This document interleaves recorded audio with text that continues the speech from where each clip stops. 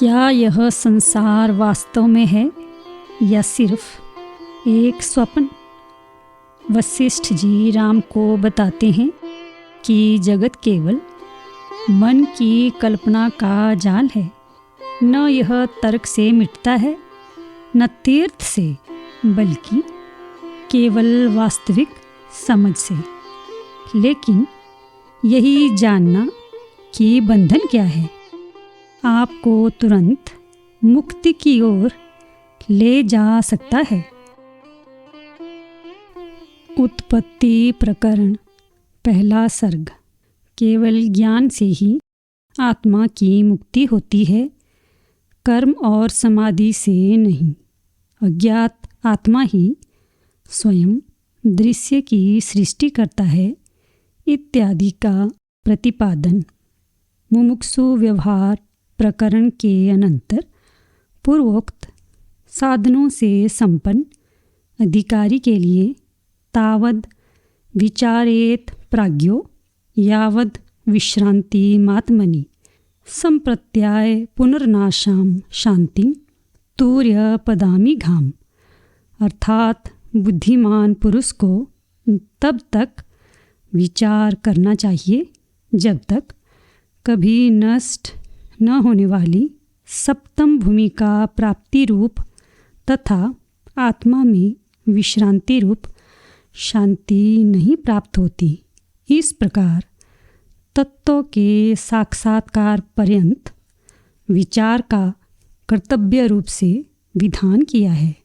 वैराग्य प्रकरण तथा मुमुक्षु व्यवहार प्रकरण में वर्णित संपूर्ण साधनों से संपन्न सर्वोत्तम अधिकारी श्री रामचंद्र जी के लिए उक्त विचार के प्रकार का अथोपदिश्यते सम्यगेवं ज्ञान क्रमो अधुना यूँ प्रतिज्ञापूर्वक विस्तार से वर्णन करने के लिए प्रवृत्त हुए भगवान श्री वशिष्ठ जी सृष्टि प्रकार के वर्णन द्वारा अद्वैत ब्रह्म का प्रतिपादन करने के लिए आरंभ किए गए उत्पत्ति प्रकरण का सुखपूर्वक बोध के लिए पहले संक्षेप में तात्पर्य दर्शाने की इच्छा से जैसे तद्वेदम तरह्य व्याकृत मासीत इत्यादि सृष्टि प्रतिपादक श्रुति का अहम ब्रह्मास्मि इत्यादि महावाक्य के बोध में पर्यवसान है, वैसे ही इस प्रकरण का भी दृष्टान्तस्य कदेशेन बोध्यबोधोदये सति उपादेयतया ग्राह्यो महावाक्यर्थ निर्णयः। पूर्वोक्त रीति से महावाक्य के बोध में पर्यवसान दिखलाते हैं।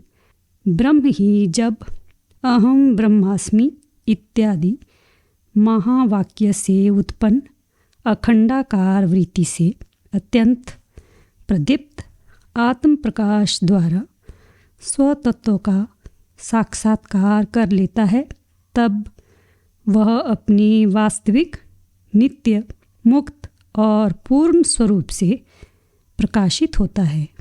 भाव यह है कि वह अपनी मुक्ति के लिए अहम ब्रह्मास्मि आदि महावाक्यों से जन्य अखंडाकार वृत्ति से अतिरिक्त किसी साधन की अपेक्षा नहीं करता।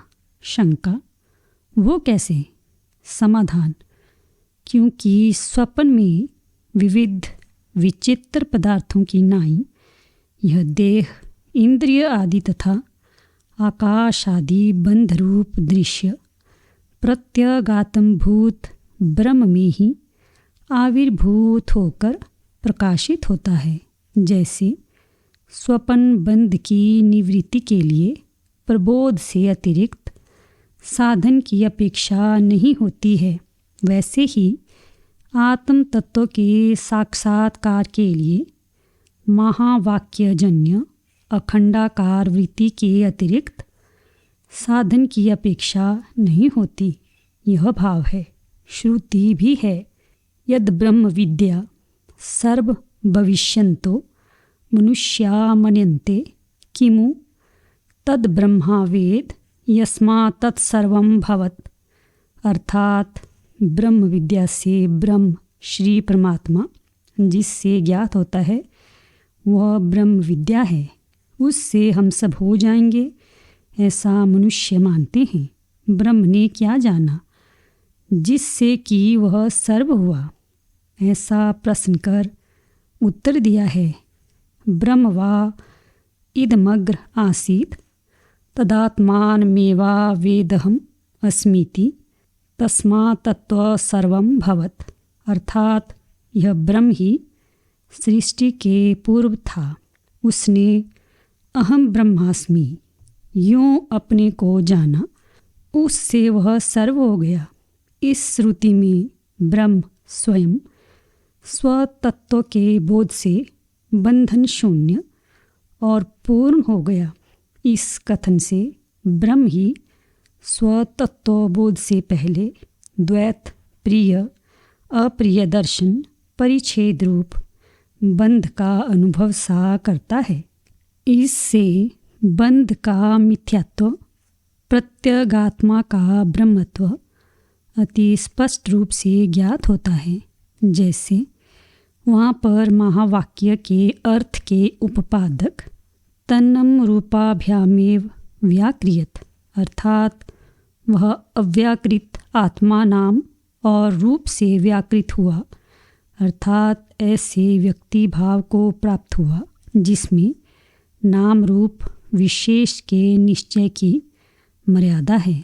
स एस इह प्रविष्ट आंखोभ्यः, अर्थात आत्मा देह में नखाग्र पर्यंत व्याप्त है इत्यादि पूर्ववर्ती सृष्टि और प्रवेश के प्रतिपादक अर्थवाद भूत वाक्यों का अज्ञात ब्रह्ममात्रोपादनक, अर्थात केवल अज्ञात ब्रह्म ही जिनका उपादान है, जगत और जीव की उत्पत्ति स्थिति और विनाश, इन तीनों कालों में ब्रह्म के अतिरिक्त सत्ता नहीं है, अतः वे मिथ्या ही हैं। यूँ उपादान द्वारा अपने प्रधानभूत महावाक्य के तात्पर्य के विषय अद्वैत ब्रह्म में पर्यवसान है, वैसे ही यहाँ पर भी समझना चाहिए। यह भाव है। शंका, यदि वैसा हो तो उससे हमें क्या प्रयोजन है? समाधान, तद इत्यादि से उस ब्रह्म को इस समय का जो हमारे समान अधिकारी श्रवण आदि उपायों से जिस प्रकार यथार्थ रूप से मैं ही ब्रह्म हूँ यूँ साक्षात्कार होता है, वह पूर्वोक्त पूर्ण नित्य मुक्त ब्रह्म ज्योति स्वरूप मोक्ष फल का भी जीते जी अनुभव करता है। श्रुति भी है, तद यो यो देवानां प्रत्यबुध्यत सत एव तद्भवत् तद्यर्थीषिणां तथा मनुष्याणां तद्वैत तत्पश्यन् ऋषिर्वामदेवः प्रतिपेदेऽहं मनुर्भवं सूर्यश्च, अर्थात देवता ऋषि और मनुष्यों में जिसने यथोक्त विधि से आत्मा का यथार्थ ज्ञान प्राप्त किया वही आत्मा ब्रह्म हो गया। ब्रह्म ही मैं हूँ यूँ साक्षात्कार कर रहे ऋषि वामदेव जी को यह ज्ञान हुआ कि मैं मनु हुआ और मैं सूर्य हुआ। इस प्रकार उत्पत्ति प्रकरण के संक्षिप्त अर्थ के प्रदर्शन द्वारा अवान्तर विषय के दिखलाने पर प्रपंच मिथ्या है इत्याकारक ज्ञान रूप अवान्तर प्रयोजन से संबंध रखने वाले पूर्वोक्त दूषण का परिहार भी अर्थात हो गया, ऐसा कहते हैं। पीछे संक्षेप से प्रदर्शित और आगे विस्तार से कहे जाने वाले अध्यस्त पदार्थ का अधिष्ठान से पृथक अस्तित्व नहीं है। इस न्याय से या अध्यारोपा अपवाद न्याय से, अध्यास क्रम से दृश्यमान इस प्रपंच रूप सृष्टि के ब्रह्म रूप होने पर या सृष्टि के अपवाद क्रम से ब्रह्म मात्र शेष रहने पर तदेतद भगवान ब्रूहि किमिदं परिणश्यति, किमिदं जायते भूयः, किमिदं परिवर्धते इत्यादि से यह क्या है, किसका है और कहाँ पर स्थित है, यूँ आपने पीछे जो सत के नाश आदि के असंभव का दूषण दिया वह स्वतः ही निराकृत हो गया, क्योंकि सत का नाश नहीं माना गया है, विनाशी की सत्ता नहीं मानी गई है। इसलिए आपने जो दोष दिया उसका यह विषय ही नहीं है, यह भाव है। इस प्रकार अवान्तर विषय और प्रयोजन दिखलाकर विस्तार पूर्वक कथन की प्रतिज्ञा करते हैं।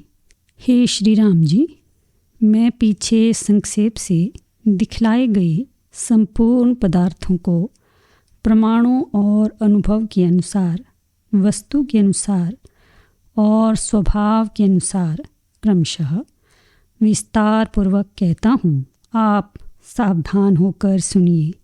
स्वप्न की नाई आत्मा में आविर्भूत हुआ प्रतीत होता है। ऐसा जो पीछे कहा गया है उसका तात्पर्य स्पष्ट करते हैं। जीव भाव को प्राप्त होकर जो जगत को देखता है वह स्वप्न की नाई देखता है, अर्थात जैसे स्वप्न दर्शन विषय का बाध होने पर भी बाधित नहीं होता, वैसे ही जगत दर्शन भी बाधित नहीं होता। भाव यह है कि ज्ञान की सत्यता में तात्पर्य है अहम यूँ प्रत्यक आत्मा के तादात्म्य से और त्वम यूँ अनात्म भाव से भासित हो रहा प्रपंच रूप भी स्वप्न संसार रूप दृष्टांत में भली भांति संबद्ध है। भाव यह है कि उसके मिथ्यात्व में तात्पर्य है, अथवा देह की स्वप्न तुल्यता भले ही हो पर बाह्य नाम रूपात्मक जगन मात्र की स्वप्न तुल्यता कैसे हो सकती है। इस शंका पर कहते हैं केवल बाह्य रूप आदि ही नहीं भासता है, किंतु मैं रूप को देखता हूँ।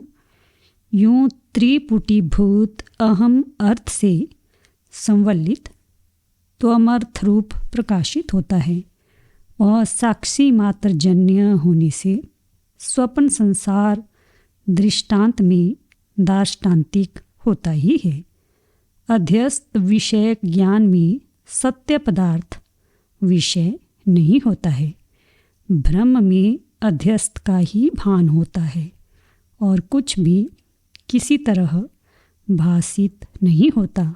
इस सिद्धांत के अनुसार बाह्य प्रमाणों के व्यवहारों में अर्थ के विसंवाद मात्र से भी व्यवहारिक प्रामाण्य का विघात नहीं होता है।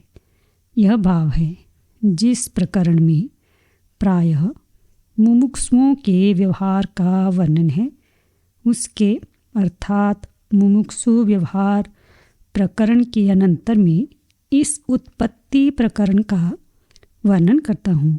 यदि शंका हो कि मैं संसार रूप बंधन की निवृत्ति का उपाय चाहता हूँ, मेरा दृश्य को मिथ्या सिद्ध करने वाले इस उत्पत्ति प्रकरण को सुनने से क्या लाभ, तो इस पर कहते हैं हे श्री राम जी, जब तक दृश्य है तभी तक यह संसार रूप बंधन है। दृश्य की निवृत्ति होने से बंधन नहीं रह सकता। यह दृश्य जिस प्रकार उत्पन्न होता है उसे आप क्रम से सुनिए। केवल दृश्य के अभाव मात्र से बंधन की निवृत्ति कही है, पर यह ठीक नहीं जचता, क्योंकि उत्पत्ति, वृद्धि, नाश, स्वर्ग, नरकादि बंधन आत्मा के धर्म रूप से प्रतीत होते हैं। अतः उनका आत्मकोटि में अंतर्भाव ठहरा। ऐसी स्थिति में दृश्य की निवृत्ति होने पर भी बंध की निवृत्ति नहीं होगी। इस शंका पर कहते हैं, इस संसार में जो उत्पन्न होता है वही वृद्धि, क्षय, स्वर्ग और नरक को प्राप्त होता है, एवं वही बंधन और मोक्ष को प्राप्त होता है। उत्पत्ति, वृद्धि, विनाश आदि धर्म आत्मा के नहीं हैं। अपने स्वरूप का परिज्ञान न होने से ही उसको उत्पत्ति आदि का भ्रम होता है, यह तात्पर्य है। क्योंकि अपने स्वरूप के अज्ञान से ही बंधन है। अतः अपने स्वरूप के बोध के लिए आगे के ग्रंथ से दृश्य प्रपंच का असंभव कहता हूँ। उत्पत्ति आदि का संबंध दृश्य संसार से है, आत्मा से नहीं। आत्मा तो दृश्य प्रपंच की उत्पत्ति से पहले जैसा था वैसे ही रहता है। अणु मात्र भी उसमें विकार नहीं आता। भगवती श्रुति भी कहती है, न निरोधो न चोत्पत्तिर्न बद्धो न च साधकः न मुमुक्षुर्न वै मुक्तिरितेषा परमार्थता। अर्थात न उत्पत्ति है और न प्रलय है। उत्पत्ति और प्रलय न होने से ही न बद्ध अर्थात संसारी जीव है, न साधक है, न मोक्षार्थी है और न मुक्त है। यह परमार्थ बात है। यही इस प्रकरण का प्रतिपाद्य अर्थ है। यह बात आगे कहे जाने वाले विस्तार की भूमिका के रूप में इस सर्ग में कही जाती है। ऐसा कहते हैं, हे राघव, आप पहले प्रकरण के उपोद्घात के लिए इस सर्ग में कहे जाने वाले अर्थ को सुनिए। तदुपरांत मैं आपसे आपकी इच्छा के अनुसार इसको विस्तार पूर्वक कहूँगा। पूर्व में ही यो यथा, इससे उक्त अर्थ की उपपत्ति के लिए प्रलयावस्था में अवशिष्ट आत्मस्वरूप को कहने के लिए कारण में पूर्व सृष्टि के लय के प्रकार को दृष्टांत पूर्वक कहते हैं। जो यह चराचर संपूर्ण जगत दिखलाई देता है वह सुसुप्ति में स्वप्न की नाई कल्पांत में अर्थात प्रलय काल में नष्ट हो जाता है।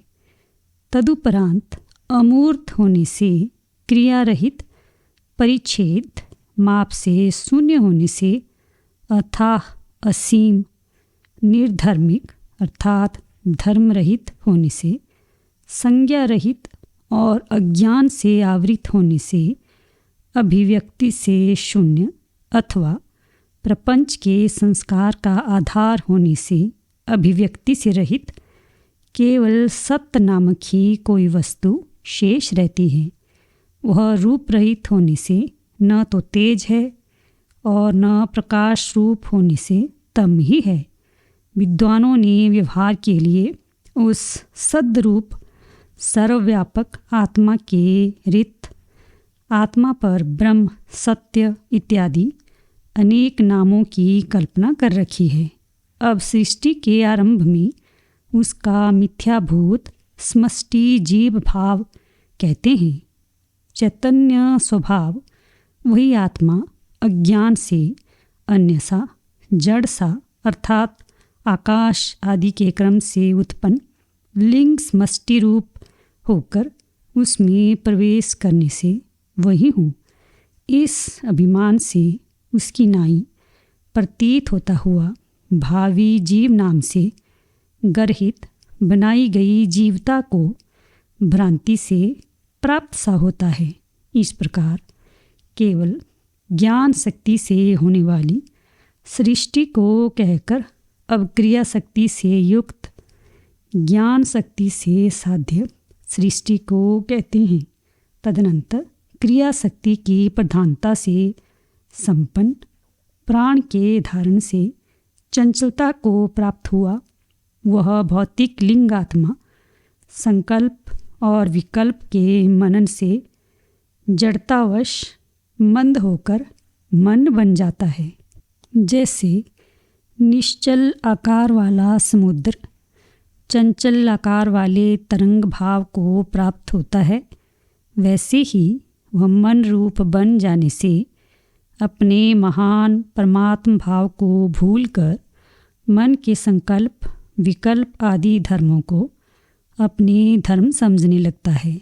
इस प्रकार समष्टि मनोभाव को प्राप्त हुआ। हिरण्यगर्भ नाम ब्रह्म स्वयं ही अर्थात दूसरे द्वारा बोध पाए बिना ही पूर्व वासना के अनुसार विराट भाव को, भुवन आदि भाव को और वहाँ पर स्वेदज, उद्भिज, अंडज और जरायुज रूप 4 प्रकार के जीव भावों का नित्य संकल्प करता रहता है। उस सत्य संकल्प से इस प्रकार इंद्रजाल की नाई यह विशाल सृष्टि फैलाई जाती है। यूँ हजारों अध्यारोपों से भी अधिष्ठान की परमार्थिकता का विनाश नहीं किया जा सकता। यह दर्शाने के लिए दृष्टांत देते हैं। जैसे स्वर्ण के बने हुए कटक, कड़ा आदि रूप स्वर्ण से कटक शब्द का अर्थ पृथक नहीं किया जा सकता, वैसे ही परम ब्रह्म में जगत शब्दार्थ है, अर्थात जगत शब्द का अर्थ परम ब्रह्म से पृथक नहीं किया जा सकता, क्योंकि दृष्टांत की नाई दोनों में भेद नहीं है। जैसे कटक रूपता स्वर्ण के स्वभाव के ही अंतर्गत है, कटक स्वभाव के अंतर्गत नहीं है, वैसे ही परिच्छेद से रहित यह जगत शब्दार्थ भी अनंत स्वरूप ब्रह्म के स्वभाव के ही अंतर्गत है। नाशवान अपने स्वभाव के अंतर्गत नहीं है। यदि यह स्वतः नहीं है तो सत की नाई कैसे प्रतीत होता है? इस शंका पर कहते हैं, जैसे मरुस्थल में मृग तृष्णा की नदी असत चंचल तरंगों का सत के नाई विस्तार करती है, वैसे ही मन से यह इंद्रजाल सरीखा जगत सत न होता हुआ भी सत के समान बनाया जाता है। अविद्या के अनुरूप नामों से अविद्या को दर्शाते हैं। सर्वज्ञ विद्वानों ने जिसके अविद्या, संसार, बंधन, माया, मोह, महत, तम इत्यादि अनेक नामों की कल्पना की है। हे चंद्रवदन, पहले मैं आपसे उस माया, बंधन का स्वरूप कह रहा हूँ, उसे आप सावधान होकर सुनिए। उसके श्रवण के अनंतर आप मोक्ष के स्वरूप को समझ जाएंगे। ज्ञान द्वारा क्रमशः नष्ट होने और प्राप्त होने योग्य बंध और मोक्ष का स्वरूप बतलाते हैं। वस्तु दृश्य प्रपंच का अस्तित्व दृष्टा का बंध कहा जाता है। दृश्य के कारण ही दृष्टा बंधन में पड़ा है और दृश्य के हट जाने से मुक्त हो जाता है। असत्य स्वरूप त्वम, अहम, मैं इत्यादि जगत दृश्य कहलाता है। जब तक यह दृश्य रहता है तब तक मोक्ष नहीं हो सकता।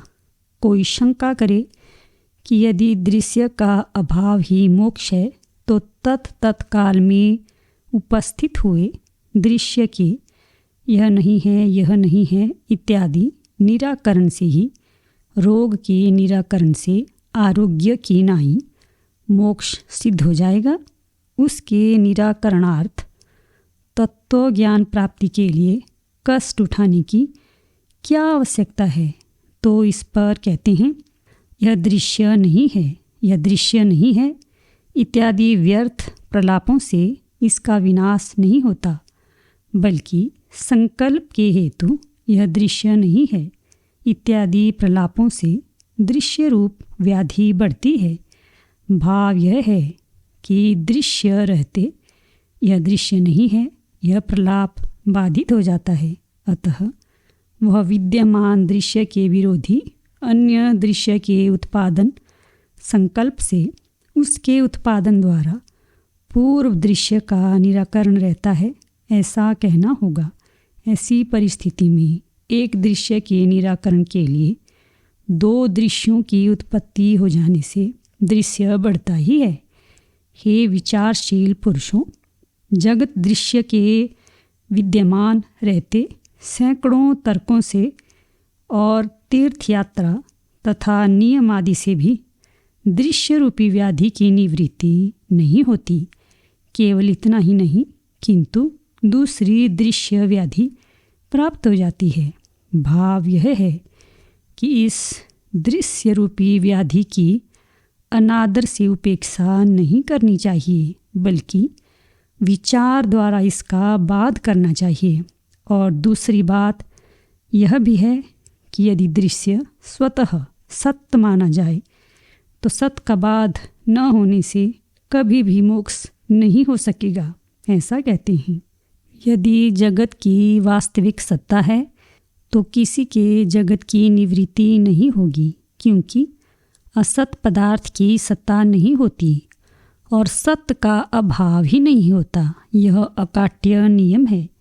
यदि कोई कहे कि यह दृष्टा पुरुष तप ध्यान आदि के बल से दृश्य शून्य तथा दृश्य के समावेश के अयोग्य परमाणु के उदर आदि में जाकर रहता हुआ दृश्य से छुटकारा पा जाएगा, तो ऐसी अवस्था में मोक्ष का भाव कैसे होगा?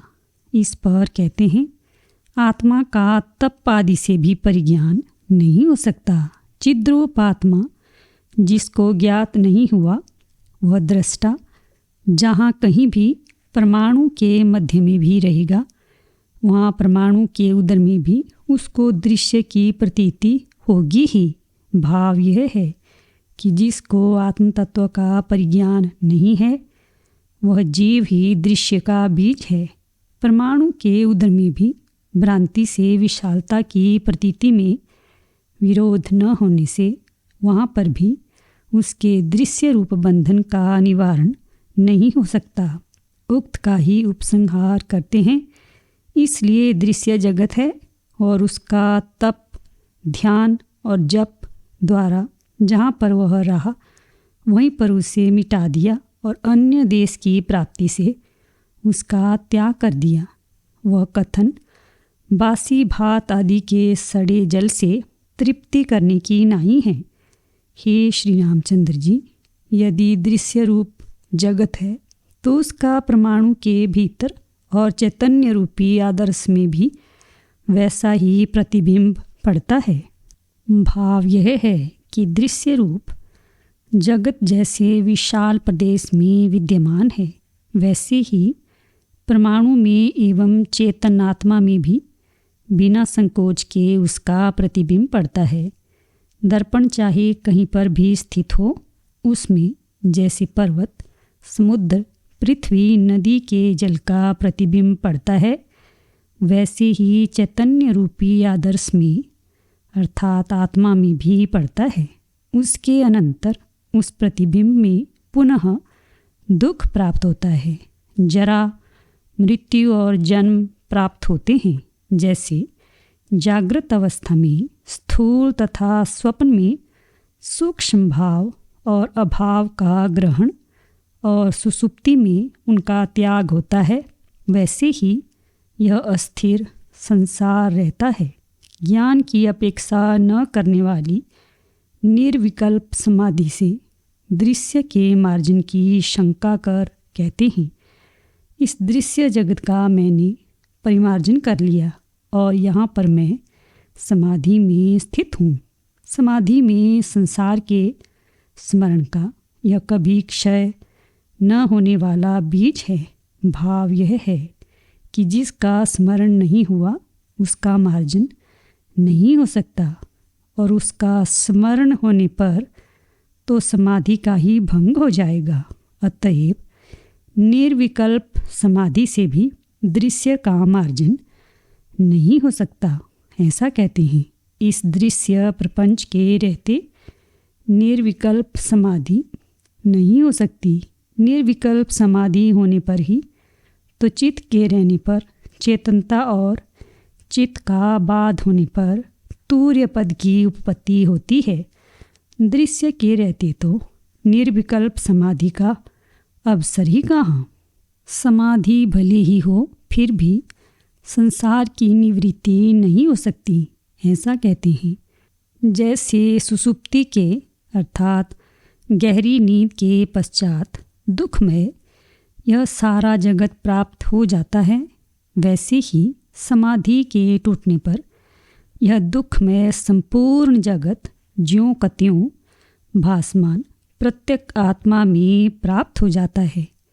इसलिए हे श्री रामचंद्र जी, फिर भी जब अनर्थ प्राप्ति की संभावना रही तो क्षण मात्र की समाधि से क्या सुख। इसलिए समाधि से कौन सा प्रयोजन सिद्ध होता है।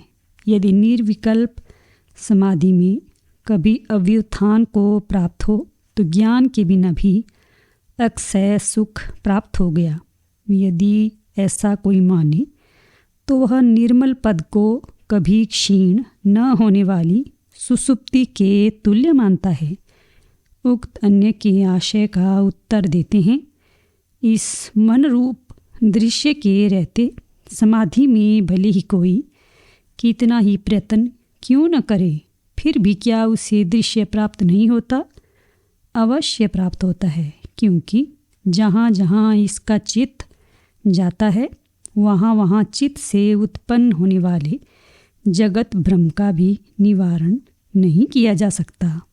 दूसरी बात यह भी है कि यदि दृष्टा अज्ञानी होने से आत्म भिन्न पाषाण आदि की ही समाधि में जबरदस्ती भावना चिंतना करे तो वह समाधि के अंत में फल काल में भी पुनः दृश्यता को प्राप्त होता है, जिसमें केवल आत्मा का ही शेष रहता है। वह समाधि उसको प्राप्त नहीं होती है, ऐसा कहते हैं। यदि अज्ञानी दृष्टा समाधि में समाधि के बल से लब्ध दुख शून्य पाषाणता का चिंतन करता रहता है तो समाधि के अंत में उसको पुनः दृश्यता प्राप्त होती है। समाधि द्वारा प्राप्त दुख शून्य पाषाणता के प्राप्त होने पर भी स्थैर्य की कोई आशा नहीं है, ऐसा कहते हैं। किसी की भी समाधि बल से प्राप्त दुख शून्य पाषाणता के तुल्य निर्विकल्प समाधियाँ स्थिरता को प्राप्त नहीं होती। यह बात सभी समाधि निष्ठ पुरुषों द्वारा अनुभूत है। यदि कोई शंका करे कि जिनकी समाधि रूढ़ अर्थात परिपक्व नहीं हुई हो उन्हें भले ही स्थिरता प्राप्त न हो, किंतु जिनकी समाधि परमात्म भावात्पत्ति पर्यंत रूढ़ है उन्हें तो स्थिरता प्राप्त होगी, तो इस पर कहते हैं परिपक्वता को प्राप्त होने पर भी पाषाणता के तुल्य अचेतन समाधियाँ शांत चिद्रूप अज तथा अक्षय रूप नहीं हो सकती। यानी उक्त पाषाण तुल्य समाधियाँ संपूर्ण संसार की निशेष शांति रूप मोक्ष नहीं हो सकती। इसलिए जिस बात को हम पहले कह आए हैं वही सिद्ध हुई, ऐसा कहते हैं। इसलिए यदि यह दृश्य सत है तो यह कभी भी शांत नहीं होगा। इसलिए तप जप और ध्यान से दृश्य की निवृत्ति हो जाएगी। यह अज्ञानियों की केवल कल्पना ही है। अविद्या युक्त दृष्टा में दृश्य की स्थिति का दृष्टांत द्वारा साधन करते हैं। जैसे कमलगट्टे के अंदर यह बीज विद्यमान है जिसमें होने वाली कमलिनी का लता रूप अंतर्हित है, वैसे ही अज्ञानी दृष्टा में वह दृश्य बुद्धि रहती है जिसमें भावी संसार अंतर्हित है। जैसे पदार्थों में रस रहता है, तिल आदि में तेल रहता है और फूलों में सुगंध रहती है, वैसे ही दृष्टा में दृश्य बुद्धि रहती ही है। कपूर आदि चाहे कहीं पर क्यों न हो, फिर भी जैसे उनसे सुगंध निकलती है, वैसे ही दृष्टा चाहे कहीं पर क्यों न हो, फिर भी उसमें दृश्य रहता ही है। जैसे आपके हृदय में स्थित मनोराज्य बुद्धि केवल आपके अनुभव से ही देखी जाती है, और जैसे स्वप्न तथा संकल्प आप ही के अनुभव से देखे जाते हैं, वैसे ही दृश्य जगत भी स्वानुभव से ही आपके हृदय में प्रतीत होता है। इसलिए जैसे चित्त द्वारा कल्पित पिशाच बालक को मार देता है, वैसे ही दृश्य रूपिका पिशाची इस दृष्टा को मार देती है, यानी स्वरूप से भ्रष्ट कर देती है। यदि संपूर्ण दृश्य हृदय में है, तो अभी सबको उसका अनुभव क्यों नहीं होता? तो इस पर कहते हैं, जैसे बीज के भीतर स्थित अंकुर देश और काल से अपने को प्रकाशित करता है, वैसे ही दृश्य बुद्धि भी देश और काल से अपने स्वरूप को प्रकाशित करती है।